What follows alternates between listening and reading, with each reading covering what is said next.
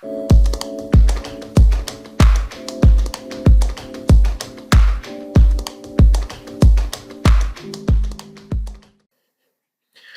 अस्सलाम वालेकुम। आपका पहला चैप्टर तकरीबन खत्म हो चुका है और उसमें कुछ एक्सरसाइज के बारे में हम डिस्कस कर लेते हैं।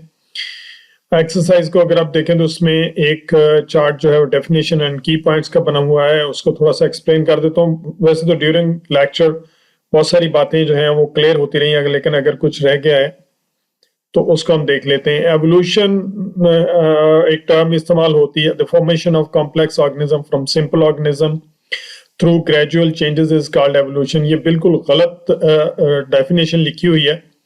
सो ये from, it's not always from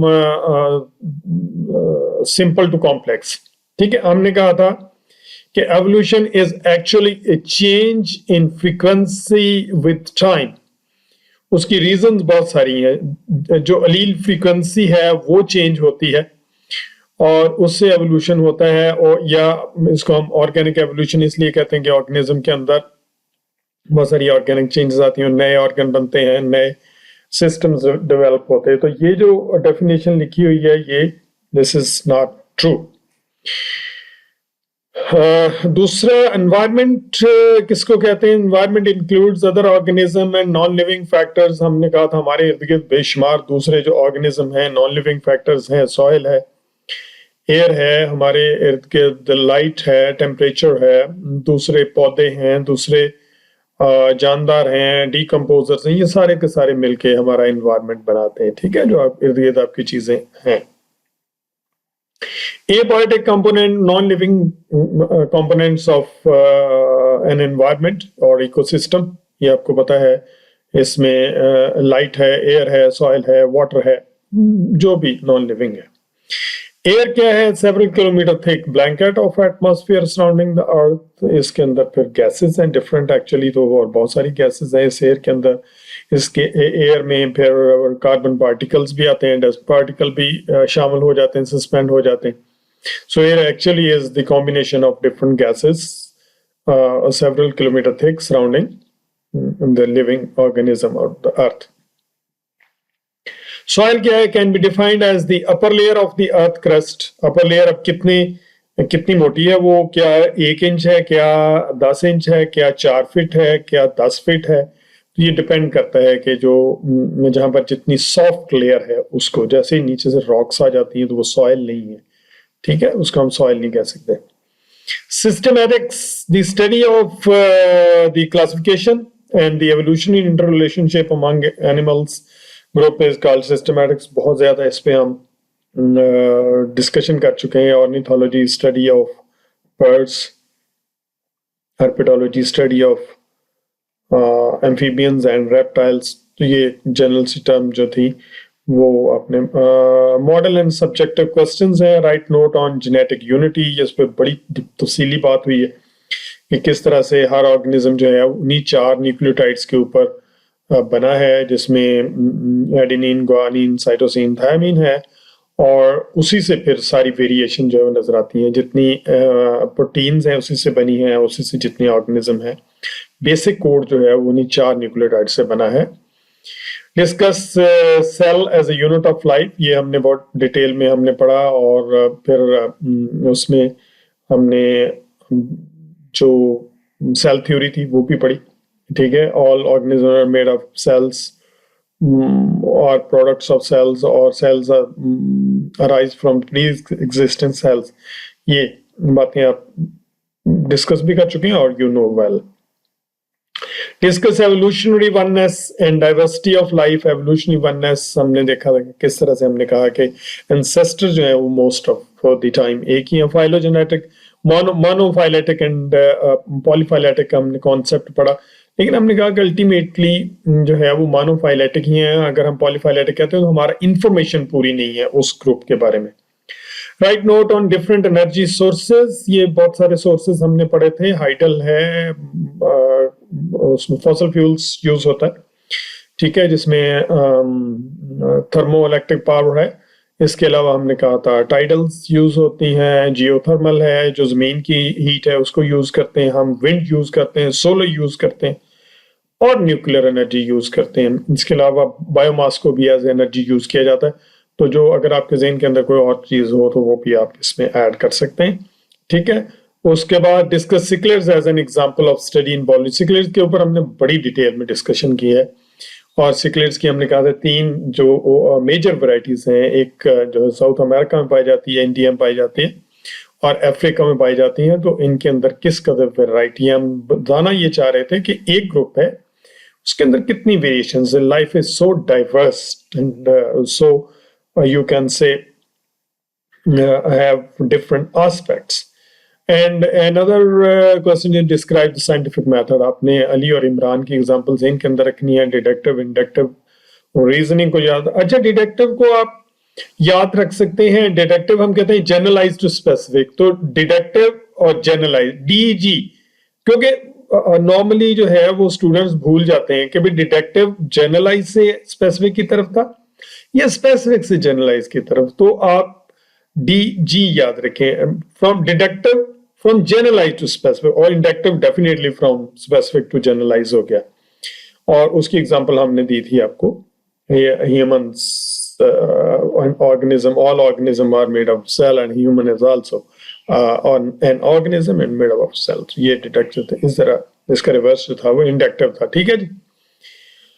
multiple choice questions ये मैं नहीं पढ़ूंगा, ये आप उससे पढ़ के तो बुक से देख लीजिएगा और ये इनको याद भी कर लीजिएगा। फिल इन द ब्लैंक्स, ये भी कोई ऐसा इशू नहीं है। शॉर्ट क्वेश्चंस को हम देख लेते हैं थोड़ा सा। Define evolution formation complex organism from simple, ये गलत लिखा हुआ मैंने आपको बताया, इसको देख लीजिएगा। ये this is the change in the allelic frequency with the passage of time, इसको एवोल्यूशन कहते हैं। What is organic evolution? क्योंकि हमने डिस्कस किया था कि some time from complex structure to simpler भी डेवलप होती है, तो it's not a directional evolution, कभी भी डायरेक्शनल नहीं होता। ये बिल्कुल साइंटिफिकली रॉन्ग डेफिनेशन है। What is organic evolution is defined as change in population of organism over time. Yes, इसको आप एवोल्यूशन कह सकते हैं, change in population of organism over time. अच्छा, ये भी आई थिंक चले, खैर, चेंज इन एलीलिक फ्रीक्वेंसी होती है ऑर्गेनिक। अगर पॉपुलेशन अगर पॉपुलेशन में कम या ज्यादा होती तो एवोल्यूशन नहीं है। Mind it. What is environment? अब कंफ्यूज नहीं होना, इसमें कोई इशू नहीं है। ये इनको मैं किसी वक्त प्रॉपरली आपको एक्सप्लेन करूंगा। चेंज इन पॉपुलेशन का मतलब है कि पॉपुलेशन के इंडिविजुअल कम हुए हैं। ये एवोल्यूशन कहां से हो गया? एवोल्यूशन तो बुनियादी तौर पे एनिमल्स के अंदर चेंज को कहते हैं, ऑर्गेनिज्म के अंदर चेंज को कहते हैं। वो एक में भी हो सकती है, 10 में भी हो सकती है। वो बहुत बड़ी पॉपुलेशन जो होती है उनमें कंपैरेटिवली फ्रीक्वेंसी सेम रहती है और एवोल्यूशन उस तरह से नहीं होता। जो हार्डी-विन में आगे पढ़ेंगे तो वो डिटेल में आपको आइडिया हो जाएगा जब टाइम आएगा। तो what is environment? Include other organism, non living factors, ये हमने देख लिए थे। What is biotic components? The living components. Biotic components में हमने कहा था प्रोड्यूसर्स हैं जो पौधे हैं, कंज्यूमर्स हैं, एनिमल्स हैं, और डिकम्पोजर जिसमें बैक्टीरिया और fungi. What are abiotic component? हमने बहुत अच्छे तरीके से बात कर ली है। What is flow of energy? हमने कहा था वन वे है, एक तरफ सूरज से आती और सनलाइट से फोटोसिंथेसिस होती है, ऑर्गेनिज्म में जाती है, बहुत सारी जो वो हीट की फॉर्म में डेसिपेट हो जाती है। What are renewable, non renewable sources? आपने कहा था कि जो रिसोर्सेज जो हैं वो दोबारा से रिन्यू हो जाते हैं, उनको रिन्यूएबल कहते हैं। और नॉन रिन्यूएबल, हमने फॉसिल फ्यूल की बात की थी, नॉन रिन्यूएबल सोर्स है। और इसी तरीके से अगर हमारे पास वाटर है तो रिन्यूएबल है, दोबारा से जो है वो एक साइकिल है वाटर का, दोबारा से आ जाता है। What is embryology? Embryology is study of development of animal from fertilised egg to the birth. Hatching is called embryology. What is systematic? Study of the classification and the evolutionary interrelationship among the groups. हमने कहा था कि हम groups में तो करते हैं, उसको हम टेक्सोनोमी कहते हैं, लेकिन अगर हम एवोल्यूशनरी पर्सपेक्टिव से देखें कि इनकी लीनिएज क्या है, किस ग्रुप से ये ओरिजिनेट हुए हैं एवोल्यूशनरी, तो उसको हम सिस्टमैटिक कहते थे। What is molecular biology? The study of subcellular details of animal structures and functions called molecular biology. तो ये जो है शॉर्ट क्वेश्चन है कुछ। ये आगे जो है Punjab university only, Punjab university true false भी आते हैं, आपके पेपर्स में ये नहीं आते मोस्ट ऑफ द टाइम। कुछ स्टेटमेंट है रॉन्ग एंड राइट, इसको हम जनरली पढ़ लेते हैं। DNA is compose of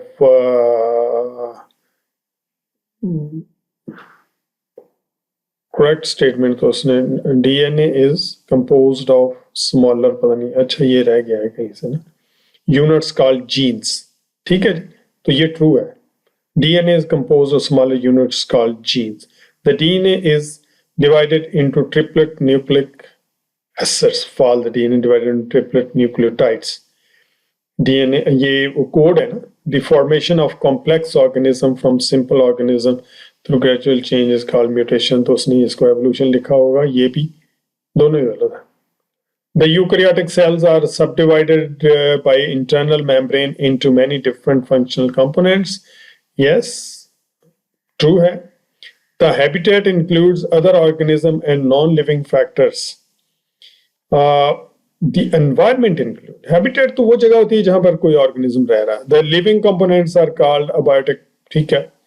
The study of development of an animal from fertile egg to birth hatching is called ecology. No, इसको embryology कहते हैं, ecology तो study of ecosystem कहते हैं। The study of classification and evolutionary interrelation of many group is called systematic. Very true, बिल्कुल सही है। ठीक है जी, तो ये आपका जो चैप्टर है वो कंक्लूड हो गया। एक चैप्टर हम और पढ़ेंगे, ये साथ साथ में मिड की कुछ जो चीज़ें हैं उसको देखते जाएंगे, और आपकी मिड की एवेल्युएशन जो है वो मैं 1-2 दिन में शुरू कर दूंगा, ताकि साथ साथ में आपकी मार्किंग करता जाऊं। आपको शॉर्ट क्वेश्चंस भी दूंगा, कुछ असाइनमेंट एंड प्रेजेंटेशन का भी हम सिलसिला शुरू कर रहे हैं, तो बी रेडी। और इसमें सीरियस जो स्टूडेंट्स, अभी भी मैं आपको कह रहा हूँ, जो स्टूडेंट्स यहाँ अभी इंटर नहीं हो रहे, चीज़ों को प्रॉपरली नहीं देख रहे, तो वो सीरियसली हो रहे हैं, अपने अपने इंतजाम करें, लैपटॉप लें, जो स्मार्टफोन लें, जैसे भी करें, लेकिन इसके बगैर गुजारा नहीं होगा, बहुत मुश्किल है। ठीक है, अदरवाइज आपका स्टडी का बहुत बड़ा नुकसान हो जाएगा, क्योंकि अभी हम कोई अंदाज़ा नहीं लगा सकते कि कब कॉलेज प्रॉपरली ओपन होंगे।